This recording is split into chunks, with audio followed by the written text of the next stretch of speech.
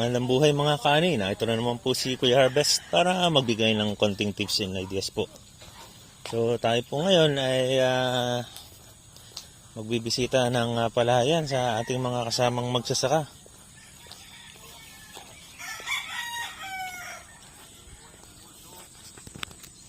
Anong variety na ho ito? Ito rin po ito pa yan. Yung bigay pa din sa akin. Tututo. Oo, tututo. Oo. So, kailan po kayo nagtanim dito? Sabog? 29 ng Enero. Ay, ito, sa 29 nito, sambuwan. Sambuwan na ito? Oo, Sabog tanim? oo. Kumusta naman po itong palay nyo? Anong masasabi nyo? Ay, ayos naman. Ay, binumba ko lang yan, kaya naninilaw. Binumba ko na sa damo. Binumban nyo na sa damo. Oo, akin yung sasabugan na namaya ng abono. Anong abono pong ilalagay nyo? Gloria. Urea, isang buwan. Oo. Saan po galing ang urea nyo? Ay, di yung bigay pa. Di kay isang sako at... Yung bigay. Oo. Bigay ng gobyerno. Yung galing yun, kasama na itong ating kaya ko. Yung sa demo. Oo. So, kaya siya naninilaw dahil Nakabumba ko. bumba. Oo, tingnan ko yung hindi nabumba ko.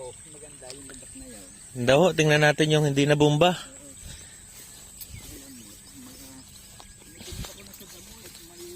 Oho.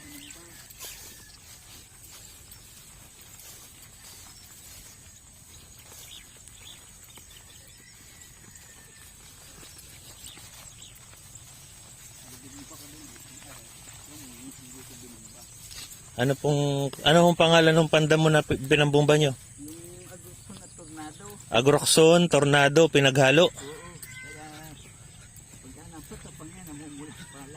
Pag matapang, ayan, pula ang palay, ano. Ano yan, hindi ko nabumba. Hari may damo rin eh. Sige, tingnan natin yung hindi muna nabumba. Bakit po kailangan magkahalo yung Agroxon at tornado? Ay pagka minsan hindi madali ang yung balbas kalabaw. Pagka iisa, ito hindi ko nabumba. Ito hindi nabumba. Oo, ito maberde. So, verde, Kaya ito yung... Ito naman, hindi rin nabumba. Oo, gawa ng dayami, hindi pa bulok, kaya gaya ng palay. Kaya madilaw naman. Oo. Yan, may Kaya madilaw na abunuhan ko lugar. mamaya. Naabunuhan ko na nga namaya. Daw.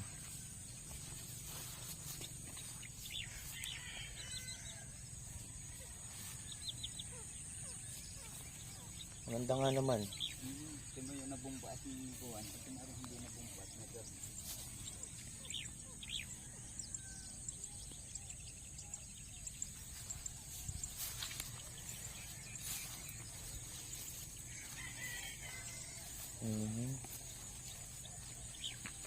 Okay, naghahanap tayo ng sakit. Wala naman sakit. Wala, kaya lang eh. Wala. Kulala sa abuno yan. Pagka naabunuhan ko ulit. Oo. Maberde na aliyan. So, urea po. Oo. Ito ba yung naabunuhan nyo na dati? Oo, nabunuhan ko na yun ng magkalahok naman. Ano hong unang yung inabuno? 14 at saka Loria, pinaglahok ko. 14 at urea. Oo. Ngayon, Loria na lang, wala nang lahok ngayon. urea naman. Mm-hmm. So, mapapansin naman natin na wala namang problema. Wala. Ayos naman yun. Ayos naman, ano. Pagka yan naabunuhan ali, katulad na rin at maberde areo. Yan ay yung mga dayamigang hindi pa bulok, kaya yung mapula. Kung sa kuwan eh, hindi pa bulok na bulok ang lupat, biglaan na yan. Oo. Ilang araw nyo lang po itong nayari bago taniman? Abay, mahigit la 1 linggo at mahuhuli. 1 linggo. Tanim na, sabog na ulit. Oo, pagka nung nakuha ni Pagkaani. bulok-bulok na eh, hindi ko pinatagal, 1 linggo la at mahuli eh. Oo. Ay yung iba nating kakuan eh, kahit la kahapon eh. Oh, may humasik pa. Kaso sa ilayanan doon. So, ayos naman ang palayan, no?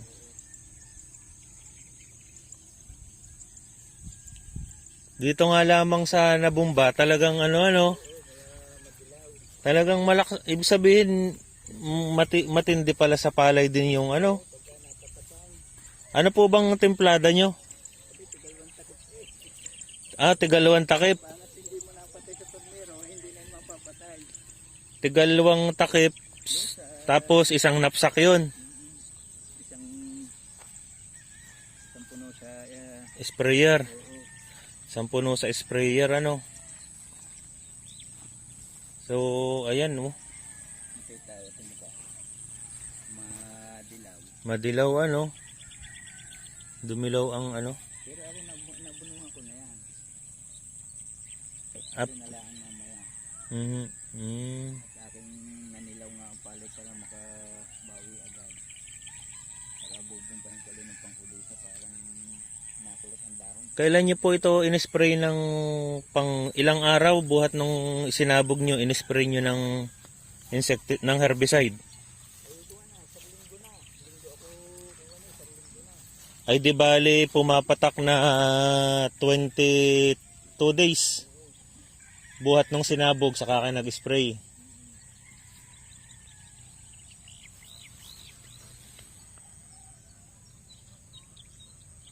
Ayan, no. Nung in-spray nyo po, may tubig?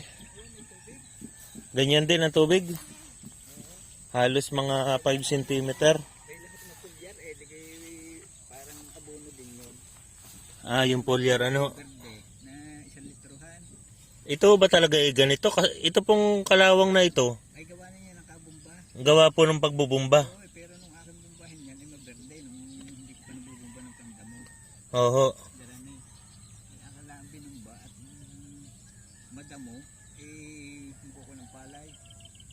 Hmm, Pagka naasawa ng damo hindi siya lalaki. hindi lalaki ano po. So mawawala din ito. Oo, mawawala din yan. Katulad na rin, biberding karamihan. Biberde ulit. Oo, pag tumalab yung aking abono, eh, mawawala na yung madilaw na. Ano pong pinapatay nyo? Yung agroxon at tornado, Ano pong klaseng damo ang pinapatay? yung balbas kalabaw at saka Na- bulang. Nasaan po yun? Ari dito. Kung meron. Tingnan po ng itsura ng balbas kalabaw. Ayan. Dito, sulok na yun. Hanap tayo ng balbas kalabaw. Sige, una ho kayo. Ikot ayaw.